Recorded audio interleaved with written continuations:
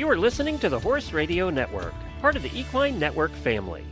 Greetings, everyone. Coach Jen here, and thanks for tuning in to Horse Tip Daily, episode 1615. When a horse lays down and gets stuck and can't get back up, it can be a life-threatening situation for both horse and its human rescuers. Today's tip features Horses in the Morning co-hosts Glenn and Jamie, along with Dr. Gimenez from Technical Large Animal Emergency Rescue, taking on the topic. Recharge your training program with Equestrian Plus. Equestrian Plus brings together top riders, trainers, and professionals onto one video platform. Watch over 5,000 how-to training videos, clinic and event footage, exclusive training sessions, and more, featuring top experts including 5-time dressage Olympian Stefan Peters, 5-time Olympic show jumper Ann Krasinski, Olympic eventer and silver medalist William Fox Pitt, and more. Join Equestrian Plus now and use promo code HRN15 for 15% off your first month. Visit equestrianplusplus.com to subscribe. Well, let's head over to one of our favorite people on the planet. I did a lot with her during COVID, actually. Dr. Rebecca Gimenez, she's with the Technical Large Animal Emergency Rescue Organization. She's been on our show many times, and I asked her to come on today because we haven't talked about horses getting cast in stalls in a long time and the way to properly handle that without dying, and she's going to help us with that. Well, I'm pleased to welcome to the show Dr. Rebecca Gimenez, Dr. G, as we call her, from the Technical Large Animal Emergency Rescue. Welcome, Dr. G. Glad to be back. Thank you so much for joining us. You are the kind of person that, I don't want to say we dread getting in touch with you. But I mean, we kind of do, because that means things have gone very wrong in our life. Or, as we're doing this time, it is to educate us on what to do when things go wrong. And I hope I didn't offend you, Doc. You don't. It's just one of those things.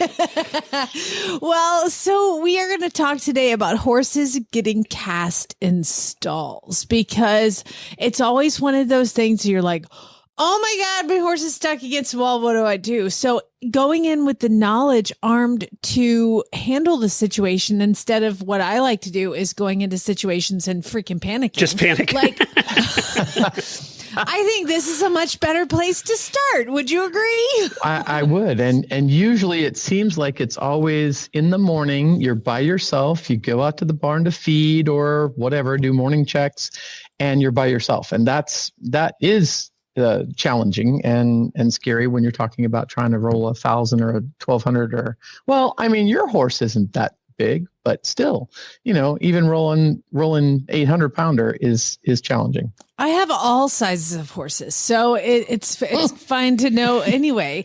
So horses getting cast in stalls is obviously when they get stuck against the wall and they can't get themselves rolled over or turned over or get their feet underneath them, or they're stuck in paneling or whatever millions of ways horses try to murder themselves is pretty much what we're going to talk about. So I mean, I feel like I should just hit the button and get you going. So beep. Oh, well, there you go. So you're right. There is, technically the cast thing would be the horse cannot get its feet underneath it for whatever reason. It's up against a wall. It's got its feet through something. Could be fencing, could be stuck in the trees, any of those options.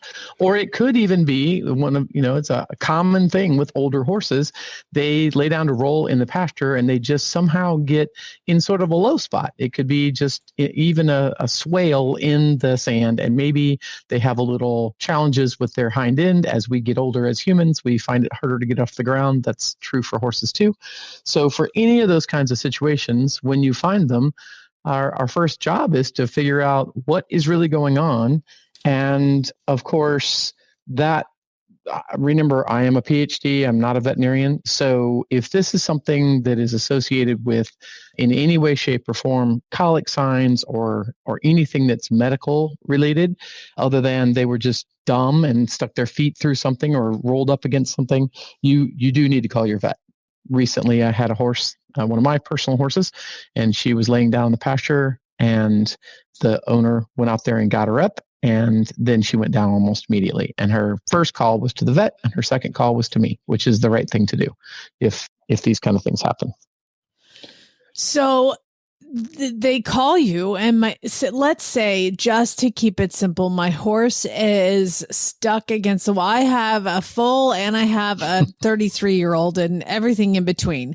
And it can happen to any of them when they're in the stall. But let's just, because that seems to be probably the most common, is let's walk us through, what do we do when we walk in the barn and our horse is laying down with its feet up against the wall and it can't get itself underneath it? Okay. So first of all, we have to think about our safety too. So to me, the right answer is always go get your riding helmet, go get something to protect your head, because those feet, particularly on those foals, they are flexible and capable of swinging their feet in places that you wouldn't think they normally can.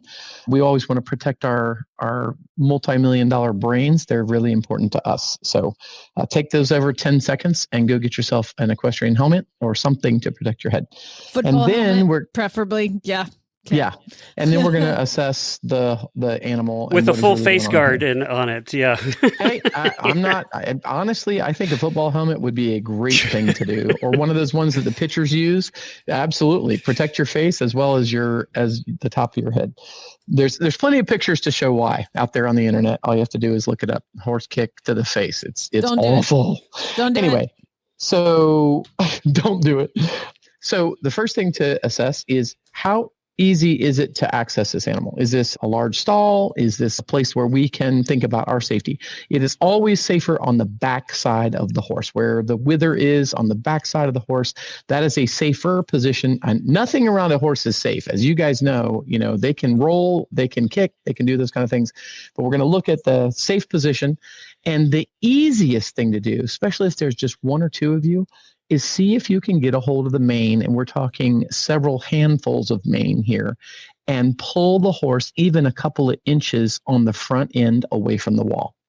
That is what most veterinarians do. That's what most livestock managers do at stalls and in situations around the world. Try to get that front end away from the wall, because sometimes that's all they need is just a couple of inches to be able to straighten out their legs, push against the wall themselves, and then they can stand up. And it can happen so fast, you've got to be ready to be able to exit that stall, because it's pretty scary how fast a horse can actually get up. If you look at videos of horses standing up from even rolling out in the pasture, it's like they're up. So think about that. Pulling away from the wall is the easiest thing to do. One or two people may not be able to do that. If you've got a 1,200-pound horse and you try to grab that mane and pull it, you may not be successful. So your second call may be to a neighbor, a friend, somebody down the street that you know, the big guy that lives down the street that you don't, the sort of creepy, but maybe, hey, he's nice and big and strong. So summon at that the point, you're sort of, or suck it up and That's call right. the crazy guy down the street. Yes. And a lot of people say, oh my God, I'm going to hurt his mane. It's just like the girls at the circus that get hung by their hair. They're not hanging by 3 strands. They're hanging by their entire weight of their hair. Okay, right? but they're nuts too, So, let's be honest. That's true. And the same thing with the tail. So sometimes you'll see veterinarians move a horse away from the wall on the hind end using the tail. That is something you've got to be real careful with. 1 or 2 people manipulating the horse using their tail, using all the hair and grabbing hold of all the hair so that you're not breaking the bone, you're not tearing the hair out, you're not degloving the skin off the tail, which can be done. But, if the front end doesn't work, it may be easier for you to move the tail. If that doesn't work, our next thing is we've got to start looking at a little bit of equipment. And it doesn't have to be fancy equipment.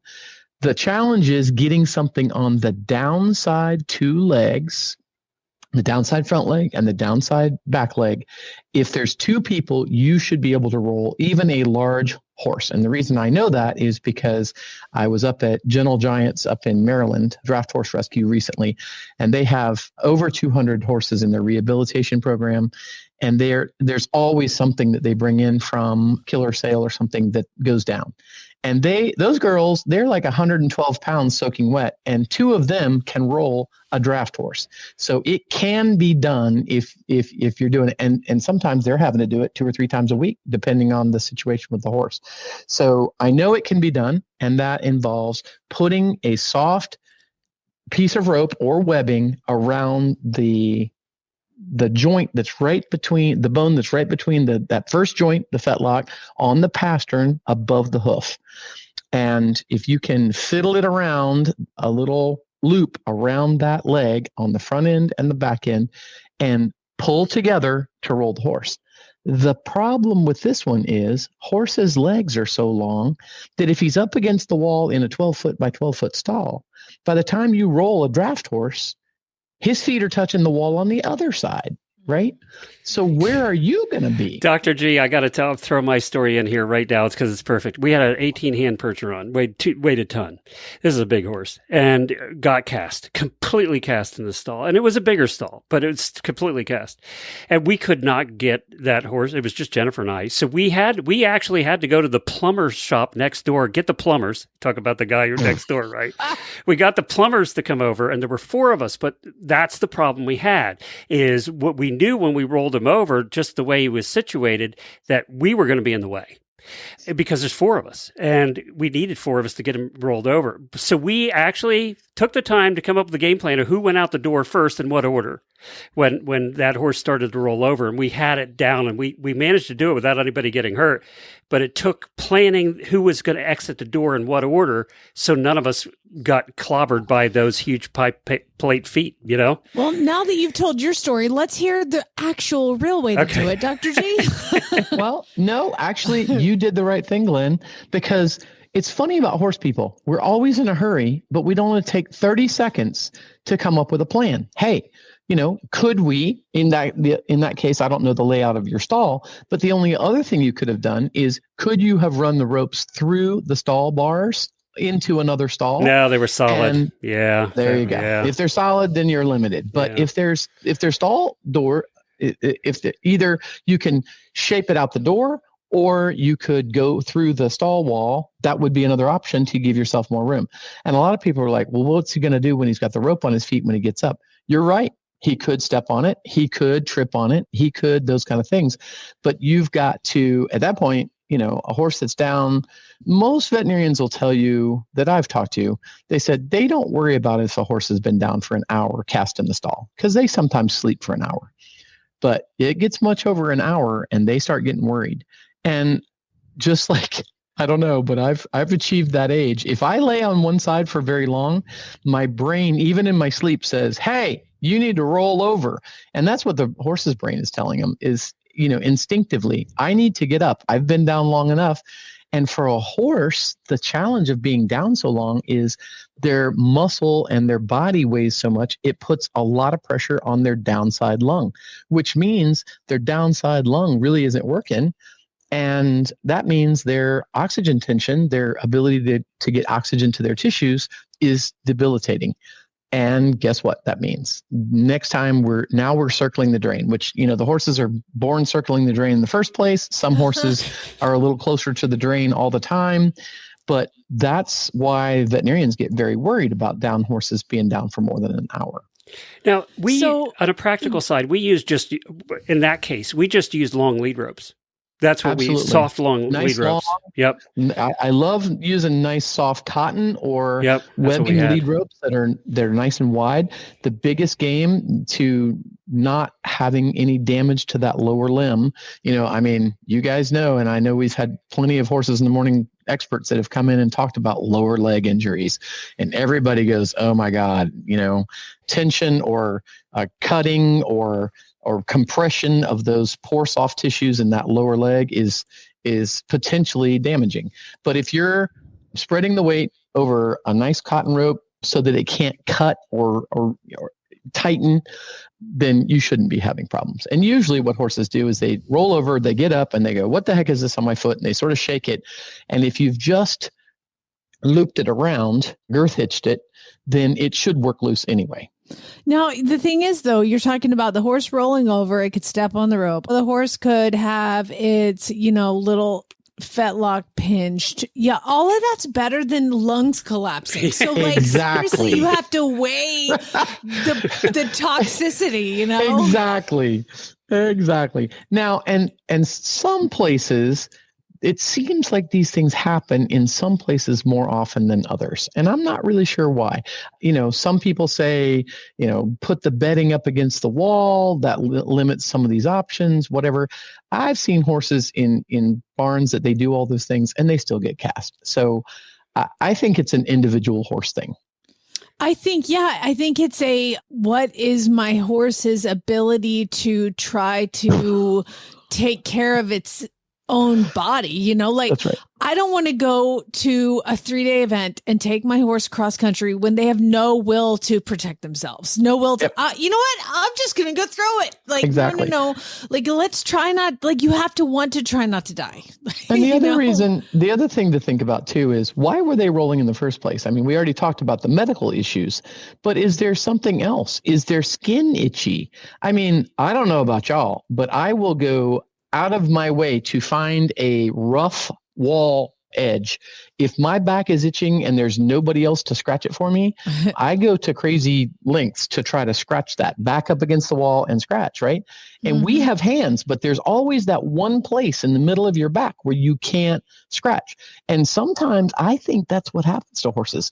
They have an itch or they have a scratch that they need to do. And maybe for some of those horses, particularly the ones that do it regularly, it may be helpful to do more grooming on the back in the places where they can't reach. There are places where horses cannot reach themselves, even if they're scratching with their back foot or reaching around with their teeth. They just can't get to it. So that's probably what's happening. If they could tell us, they would, but they can't.